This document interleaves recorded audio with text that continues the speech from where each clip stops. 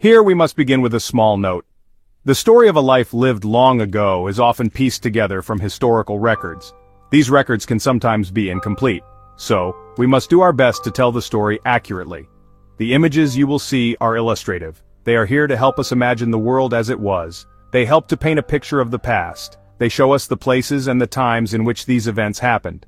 Our journey is one of discovery, using the clues left behind to understand a remarkable individual and his creation. We look into the past with respect and curiosity.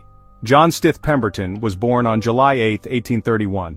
His birthplace was the small town of Knoxville in Crawford County, Georgia. This was a time of great change in America. The world was on the brink of new discoveries in science and industry. Young John grew up in this environment of innovation and possibility. He was raised in Columbus, Georgia, a larger city where he would later make his mark. His family was well regarded, and he received a good education for the time.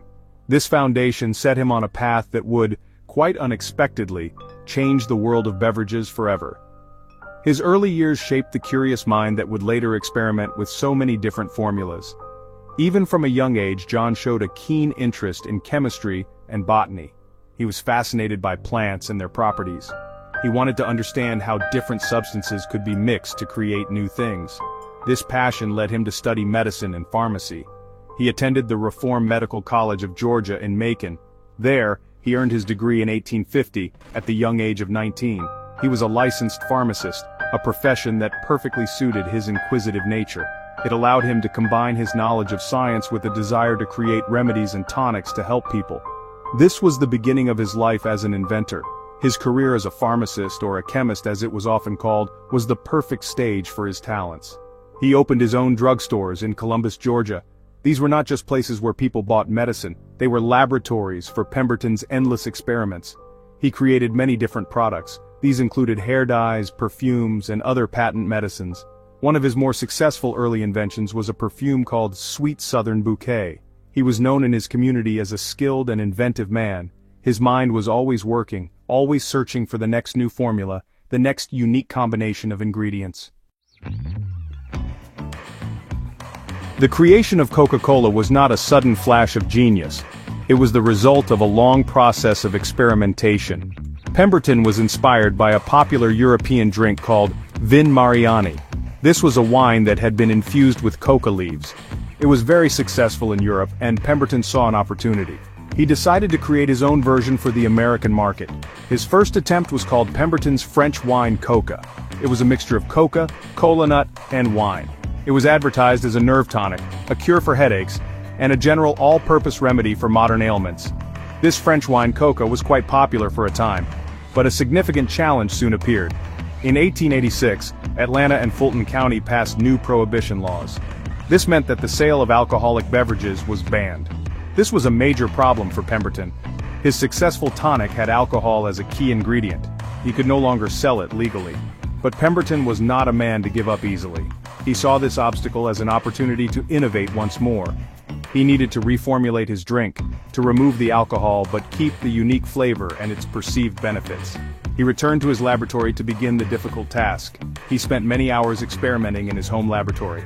He mixed and tested countless combinations of ingredients. He was looking for the perfect, non-alcoholic version of his popular tonic.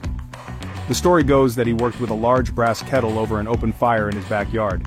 He painstakingly adjusted the recipe, adding different oils, spices, and extracts. His goal was to create a syrup that could be mixed with carbonated water from a soda fountain. This would turn his medicine into a refreshing soda drink. It was a brilliant pivot, transforming a medicinal tonic into a beverage for everyone to enjoy at the popular soda fountains of the day. Finally, he perfected the formula. His bookkeeper, Frank M. Robinson, is credited with naming the new drink Coca-Cola. He thought the two C's would look good in advertising. Robinson also had beautiful handwriting. He penned the famous flowing script that is still used as the Coca-Cola logo today. On May 8, 1886, the new syrup was first sold at Jacob's Pharmacy in Atlanta. It was mixed with soda water and sold for 5 cents a glass. In its first year, sales were modest. It is said they sold an average of only 9 glasses per day. No one, not even Pemberton himself, could have known that this humble beginning was the start of a global phenomenon. Behind Pemberton's story of invention lies a tale of personal struggle. Like many veterans of the American Civil War, he carried both physical and hidden wounds. He had served as a lieutenant colonel in the Confederate Army. During the Battle of Columbus in April 1865, he sustained a severe sword wound to his chest. This injury caused him constant chronic pain for the rest of his life. In the 19th century, the most common and powerful painkiller available was morphine. Doctors prescribed it widely to wounded soldiers. Pemberton, like so many others, became dependent on the drug to manage his daily suffering. This dependency would cast a long shadow over his life. His addiction to morphine became a significant challenge. It not only affected his health but also his financial stability. The need for the drug was a constant drain on his resources. This may explain why he was always so driven to invent new products. He was constantly searching for a commercial success that could provide him with the income he needed. It is a sad irony that he created Coca-Cola, in part, as a non-addictive alternative to other substances. Yet he could not escape his own personal battle with addiction. This struggle shows us the human side of the inventor, a man grappling with serious problems while trying to achieve his dreams. His health continued to decline. In addition to his addiction, he was later diagnosed with stomach cancer. This illness further weakened him and added to his financial pressures. He was a brilliant chemist, but he was not always a savvy businessman. He knew he had created something special with Coca-Cola, but he did not have the resources or the health to market it properly.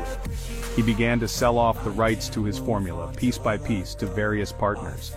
He was desperate for money to support his family and to pay for his expensive morphine habit. He needed immediate cash more than he needed long-term ownership of his invention. This desperation led him to make decisions that would ultimately separate his name from the vast fortune his creation would generate.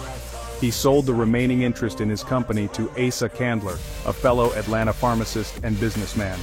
Pemberton's primary goal in these final years was to ensure his son, Charlie Pemberton, would retain some ownership of the formula. He tried to keep a portion of the rights for his son. However, after John Pemberton's death, Asa Candler would eventually consolidate his control and buy out all other partners, including Charlie. The inventor's health problems directly led to him losing control of his greatest invention. John Stith Pemberton's character was one of resilience and relentless curiosity. He was a true inventor at heart. His mind was always at work, driven by a desire to mix, create, and improve. He was not defeated by the failure of one product or the challenge of new laws. When Prohibition made his French wine Coca illegal, he did not abandon the idea. Instead, he adapted. He transformed it into something new, something that would ultimately become far more successful. This ability to innovate under pressure is perhaps his most defining characteristic. He was a man who saw possibilities where others saw problems, a true mark of an inventive spirit. He died on August 16, 1888, just 2 years after inventing Coca-Cola.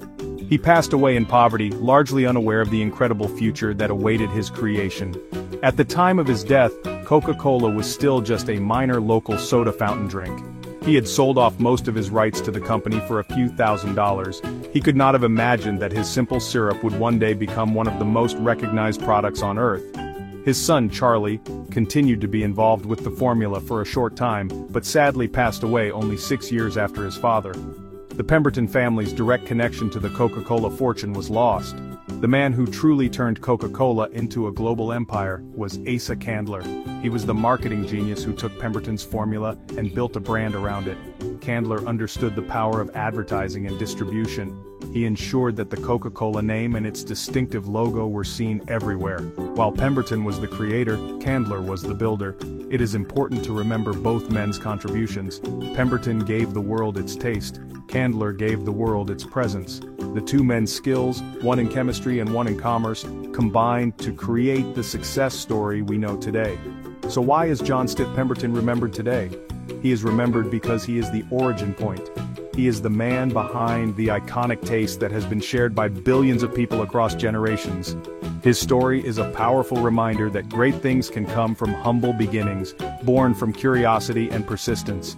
It is also a cautionary tale about the struggles that can accompany genius. Though he never saw the fruits of his labor, John Stith Pemberton's legacy is found in every glass and bottle of Coca-Cola.